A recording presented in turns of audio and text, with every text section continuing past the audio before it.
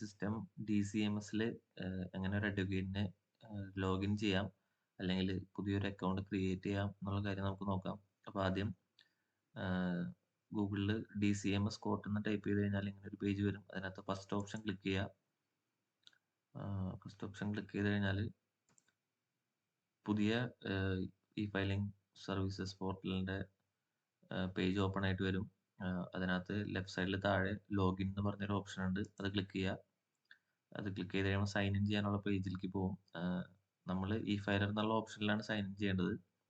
Already പഴയ E filing സൈറ്റിൽ account created ആയിട്ടുള്ള അഡ്വക്കേറ്റ്സ് ആണെങ്കിൽ ഫോർഗോട്ട് പാസ്വേഡ് അടിച്ചു കഴിഞ്ഞാൽ നമുക്ക് ആ യൂസർ ID വെച്ച് തന്നെ നമുക്ക് ഇതിനകത്ത് പാസ്വേഡ് ചേഞ്ച് ചെയ്ത് നമുക്ക് ലോഗിൻ ചെയ്യാൻ പറ്റാവുന്നതാണ്.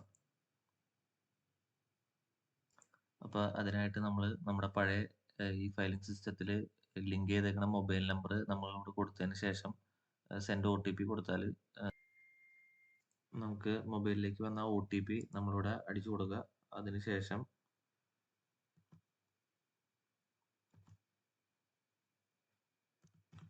നമുക്ക് പുതിയ പാസ്വേഡ് ക്രിയേറ്റ് ചെയ്യാൻ പറ്റും.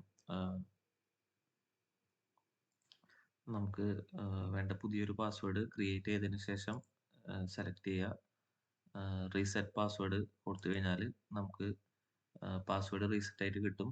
നമ്മളിവിടെ കൊടുത്ത 10 ഡിജിറ്റ് മൊബൈൽ നമ്പറും ഈ പാസ്വേഡും വെച്ചിട്ട് നമ്മൾ ബാക്ക് പോയി തിരിച്ച് ആ അക്കൗണ്ടിൽ ആ നമ്പർ വഴി നമുക്ക് പുതിയ ഈ ഫയലിംഗ് പോർട്ടലിലേക്ക് ലോഗിൻ ചെയ്യാവുന്നതാണ്.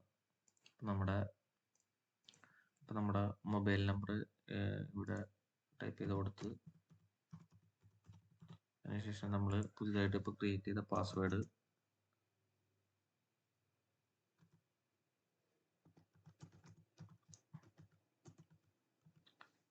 ടൈപ്പ് ചെയ്യുക. അതിനുശേഷം ക്യാപ്ച അടിച്ചു കൊടുത്തു കഴിഞ്ഞാൽ നമുക്ക് പുതിയ ഈ ഫയലിംഗ് പോർട്ടലിലേക്ക് ലോഗിൻ ചെയ്യാവുന്നതാണ്. ഇതാണ് നമ്മുടെ പുതിയ ഈ ഫയലിംഗ് പോർട്ടലിൻ്റെ ഹോം പേജ്. അതുപോലെ തന്നെ നമ്മൾ പഴയ ഈ ഫയലിംഗ് സൈറ്റിൽ നമുക്ക് അക്കൗണ്ട് ഇല്ലാത്ത ഒരാളാണെങ്കിൽ ഇതിനകത്ത് അക്കൗണ്ട് ക്രിയേറ്റ് ചെയ്യാനുള്ള ഒരു ഓപ്ഷനും കൂടി ഉണ്ട്.